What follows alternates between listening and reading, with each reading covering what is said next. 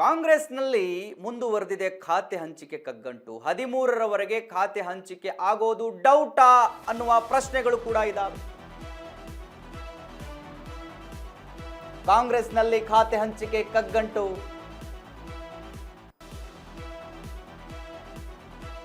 13ರವರೆಗೂ ಖಾತೆ ಹಂಚಿಕೆ ಡೌಟ್ ಅಂತ ಹೇಳಲಾಗ್ತಾ ಇದೆ. ಖಾತೆ ಹಂಚಿಕೆ ಮಾಡೋದಕ್ಕೆ ಸಿಎಂ ಡಿಕೆಶಿ ಸರ್ಕಸ್ ಮಾಡ್ತಾ ಇದ್ದಾರೆ. ದೆಹಲಿಯಿಂದ ಬರಿಗೈಯಲ್ಲಿ ವಾಪಸ್ ಆಗಿದ್ದಾರೆ ಡಿಕೆ ಶಿವಕುಮಾರ್.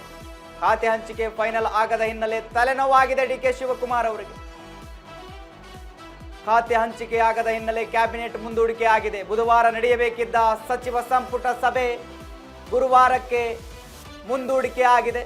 ಗುರುವಾರಕ್ಕೆ ಕ್ಯಾಬಿನೆಟ್ ಮುಂದೂಡಿದೆ ಸರ್ಕಾರ. ಎಸ್ ವೀಕ್ಷಕರೇ, ಇಷ್ಟು ದಿವಸ ಸಚಿವ ಸಂಪುಟ ವಿಸ್ತರಣೆಯ ಕಗ್ಗಂಟಿನಲ್ಲಿ ರಾಜ್ಯದ ನಾಯಕರು ಸಿಲ್ಕೊಂಡಿದ್ರು. ಹೈಕಮಾಂಡ್ ಪರ್ಮಿಷನ್ ಕೊಡ್ತಾ ಇರಲಿಲ್ಲ, ಇವರು ಬಿಡ್ತಾ ಇರಲಿಲ್ಲ.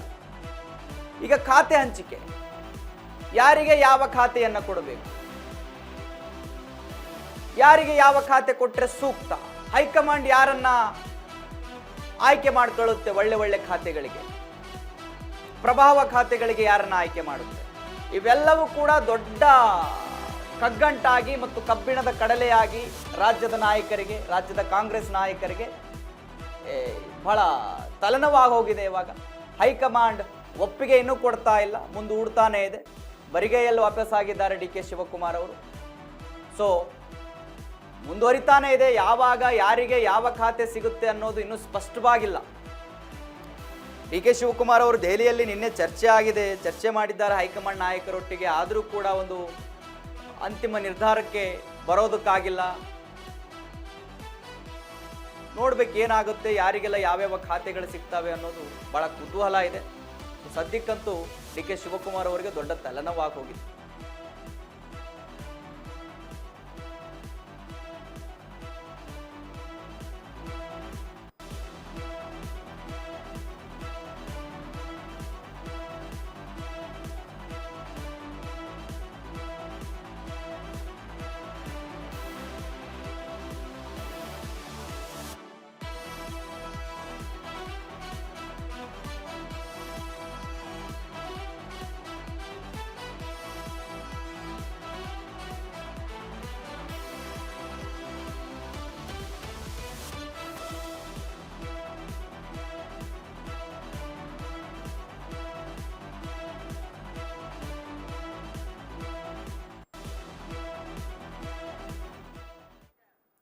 ಖಾತೆ ಕ್ಯಾತೆ ಇನ್ನು ಒಂದೂವರೆ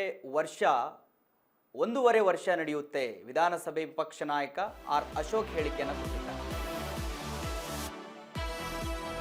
ಖಾತೆ ಕ್ಯಾತೆ ಇನ್ನು 1.5 ವರ್ಷ ನಡೆಯುತ್ತೆ. ವಿಧಾನಸಭೆ ವಿಪಕ್ಷ ನಾಯಕ ಆರ್ ಅಶೋಕ್ ಹೇಳಿಕೆಯನ್ನು ಕೊಟ್ಟಿದ್ದಾರೆ. 3 ವರ್ಷ ಸಿದ್ದರಾಮಯ್ಯನವರು ಇಳಿಸೋದ್ರಲ್ಲಿ ಕಳೆದರು.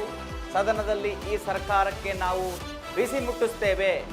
ಬೆಂಗಳೂರಿನಲ್ಲಿ ವಿಪಕ್ಷ ನಾಯಕ ಆರ್ ಅಶೋಕ್ ಹೇಳಿಕೆಯನ್ನು ಕೊಟ್ಟಿದ್ದಾರೆ.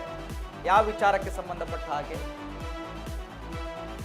ಕ್ಯಾಬಿನೆಟ್ಗೆ ಸಂಬಂಧಪಟ್ಟ ಹಾಗೆ, ಖಾತೆ ಹಂಚಿಕೆಗೆ ಸಂಬಂಧಪಟ್ಟ ಹಾಗೆ. ಇನ್ನು 1.5 ವರ್ಷ ಹೋಗುತ್ತಿದ್ದು, ಈ ಸರ್ಕಾರದ ಅವಧಿ ಮುಗಿದು ಹೋಗುತ್ತೆ. ಕ್ಯಾಬಿನೆಟ್ ವಿಸ್ತರಣೆ ಆಗೋದಿಲ್ಲ, ಖಾತೆ ಹಂಚಿಕೆ ಆಗೋದಿಲ್ಲ, ಬಿಡಿ ಅಂತಾರೆ ಅವರು. ಸೊ ಬೆಂಗಳೂರಿನಲ್ಲಿ ವಿಪಕ್ಷ ನಾಯಕ ಆರ್ ಅಶೋಕ್ ಹೇಳಿಕೆಯನ್ನು ಕೊಟ್ಟಿದ್ದಾರೆ. ಕ್ಯಾಬಿನೆಟ್ಗೆ ಸಂಬಂಧಪಟ್ಟ ಹಾಗೆ, ಖಾತೆ ಹಂಚಿಕೆಗೆ ಸಂಬಂಧಪಟ್ಟ ಹಾಗೆ. 3 ವರ್ಷ ಏನಿದೆಯಲ್ಲ ಸರ್ಕಾರ, ಸಿದ್ದರಾಮಯ್ಯನವರನ್ನ ಇಳಿಸೋದ್ರಲ್ಲಿ ಕಳೆದಿದೆ.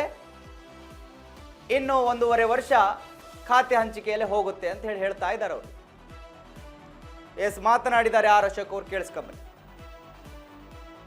ಡಿ ಕೆ ಶಿವಕುಮಾರ್ ಬಂದ ಮೇಲೆ ಕ್ಯಾತೆಯ ಬಗ್ಗೆನೇ ಇನ್ನು 1.5 ವರ್ಷ ನಡೀತದೆ. ಅಂದರೆ ಇಡೀ ಸರ್ಕಾರ ಸಿದ್ದರಾಮಯ್ಯನ ತೆಗೆಯೋದು ಒಂದು ಕಡೆ 3 ವರ್ಷ ಆಯಿತು.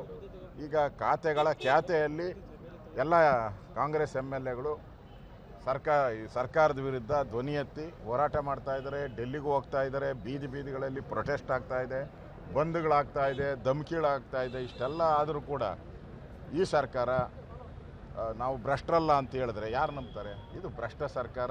ಈ ಸರ್ಕಾರವನ್ನು ತೊಲಗಿಸೋ ದೃಷ್ಟಿಯಿಂದ